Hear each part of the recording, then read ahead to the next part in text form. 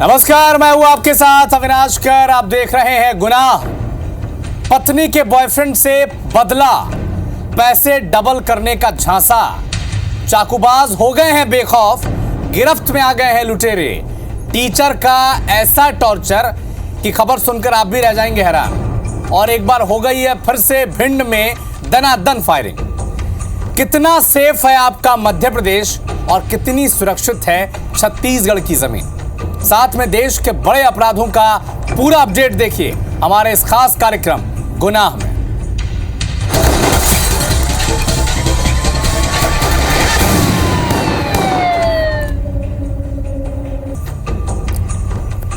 गुनाह में अब बात शहर रायपुर की। एक युवक की चाकू मारकर हत्या कर दी गई है। युवक के दोस्त ने चाकू मारकर हत्या की वारदात को अंजाम दिया है। शराब पीने को लेकर ये पूरा विवाद शुरू हुआ था।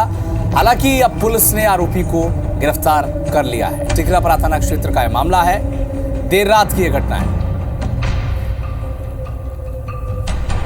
एक बड़ा अपडेट आपको बता दें, रायपुर से शराब पीने को लेकर हत्या हो गई रायपुर में। टिकरापरा थाना क्षेत्र की यह घटना है।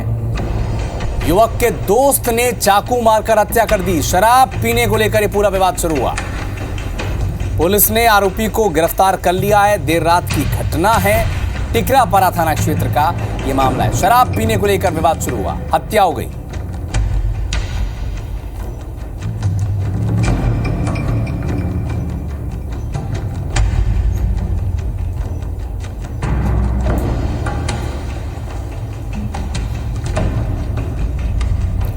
अधिक जानकारी के लिए हमारे सहयोगी तहसीन जैदी हमारे साथ लाइव जुड़े हुए हैं। तहसीन, बताएं इस मामले के बारे में।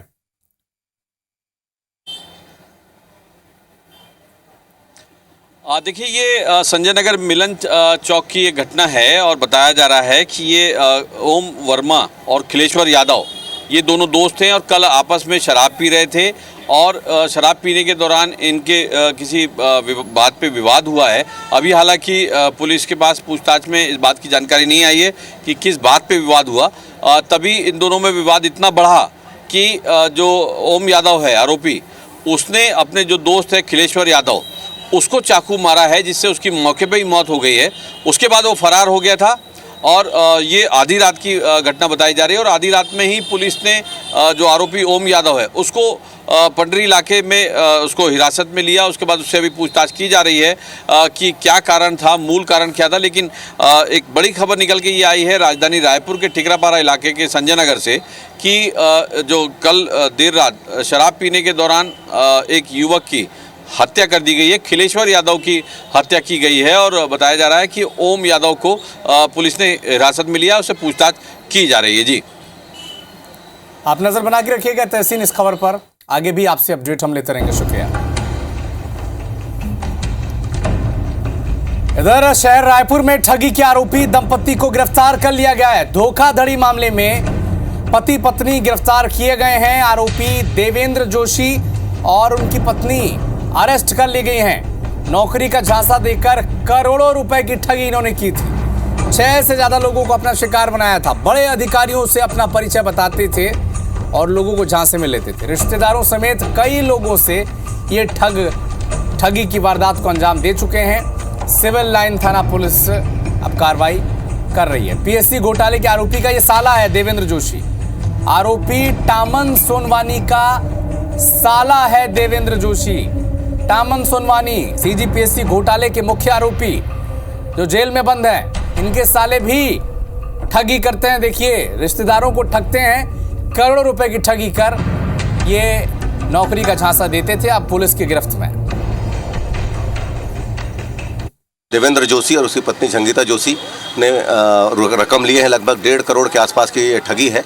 और ये दोनों टामन सिंह सोनवानी जो पूर्व पीएससी के चेयरमैन रहे हैं, उसके साले हैं, सगे साले हैं। उनके खिलाफ मुकदमा दर्ज हुआ है और दोनों को गिरफ्तार करके वैधानिक कार्रवाई की जा रही है। अधिक जानकारी के लिए हमारे सहयोगी तहसीन जैदी हमारे साथ लाइव जुड़ चुके हैं। तहसीन, बताएं इस मामले के बारे में भी।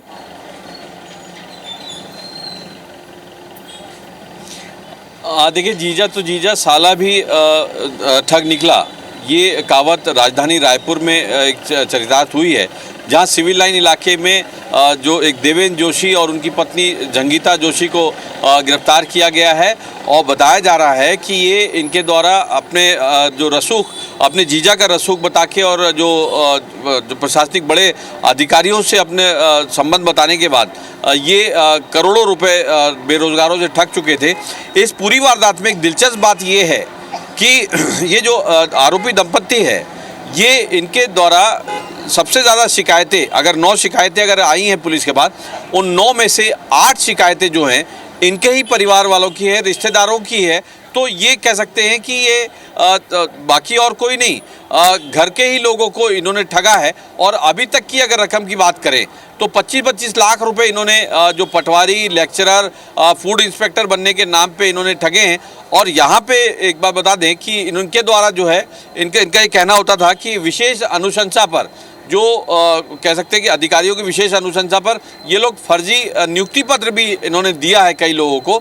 तो ये एक बड़ा खुलासा यहाँ पे सामने आया है। और इसमें एक और दिलचस्प बात ये है कि ये जो आरोपी दंपत्ति जो देवेंद्र जोशी और जंगीता जोशी ये गिरफ्तार हुए हैं, ये पूर्व पीएससी के जो चेयरमैन थे, जो अभी वर्तमान में जेल में है, टामन सिंह सोनवानी, उनके सगे साले हैं। और उनके साले की पत्नी जंगीता जोशी को पुलिस ने गिरफ्तार किया है। और पुलिस का कहना है कि ये इनके द्वारा जो अभी शिकायतें और अभी आ रही हैं, और ये जो आंकड़ा है शिकायतों का यहाँ पे बढ़ सकता है। यहाँ पे आपको बता दें कि सूत्रों के हवाले से एक बात की जानकारी भी आ रही थी कि इनको जो है, क्योंकि इनका भी नाम सीजीपीएससी के मामले में आया था लेन देन में, तो इनको जो कह सकते हैं कि सीजीपीएससी के मामले में जो सीबीआई है वो इनको बुला सकती थी या हिरासत में ले सकती थी। उससे पहले ही रायपुर पुलिस ने इनको गिरफ्तार कर लिया और इनसे पूछताछ की जा रही है।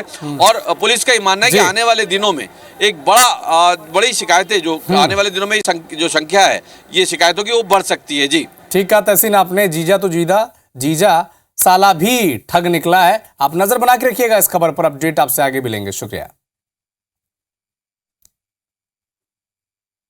तो टामन सोनवानी जो पीएससी के चेयरमैन रहे, सीजीपीएससी के, वो तो जेल में बंद ही हैं। उनके साले भी और उनकी पत्नी भी करोड़ों की ठगी के मामले में अब गिरफ्तार हुए हैं। नौकरी दिलाने का झांसा देते थे, बड़े बड़े अफसरों से अपना परिचय बताते थे और लोगों को अपनी जद में लेते थे। बिलासपुर में लेकिन जो बदमाश हैं बेखौफ होते जा रहे हैं। चाकूबाज बिल्कुल बेखौफ होते जा रहे हैं। नाबालिग छात्र पर चाकू से जानलेवा हमला हुआ है। गंभीर हालत में इस छात्र को अस्पताल में भर्ती कराया गया। 9वीं का ये छात्र है। आरोपी भी नाबालिग है। लोयला स्कूल के पास ये घटना हुई है। सरकंडा थाना क्षेत्र का ये मामला है। तो चाकूबाजी हुई है। आरोपी भी नाबालिग ही है।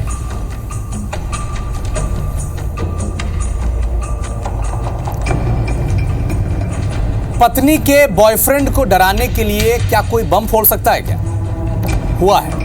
भिलाई में ऐसा ही मामला सामने आया है। मंगलवार रात एक बिल्डर के ऑफिस के सामने खड़ी कार के नीचे बम ब्लास्ट हो गया, जिससे कार बुरी तरह से क्षतिग्रस्त भी हो गई। ये ब्लास्ट करने वाला कोई और नहीं, बिल्डर के ऑफिस में काम करने वाली एक कर्मचारी का पति निकला। पुलिस ने आरोपी को चंद घंटे के भीतर ही गिरफ्तार कर लिया। सीसीटीवी कैमरे में नकाबपोश आरोपी की तस्वीर कैद हो गई। पूछताछ हुई तो बताया कि बिल्डर के ऑफिस में उसकी पत्नी काम करती थी और उसे शक था कि उसकी पत्नी का जो बॉस है उसके साथ उसका अवैध संबंध है, और इसी के चलते डराने के लिए अपने कई रकीब को उसने इस वारदात को अंजाम दिया। ब्लास्ट की खबर आई डस्टर कार में। कर्मचारी के विवाद पता चला, जिसके पति से उसका विवाद हुआ था। वो स्वीकार किया कि उन्होंने टॉय जो आती हैं आजकल, उसकी बैटरी और उसके रिमोट को यूज करते हुए, टाइगर बम के बारूद को यूज करते हुए एक डिब्बे में बंद करके उसको यूज करके ब्लास्ट किया।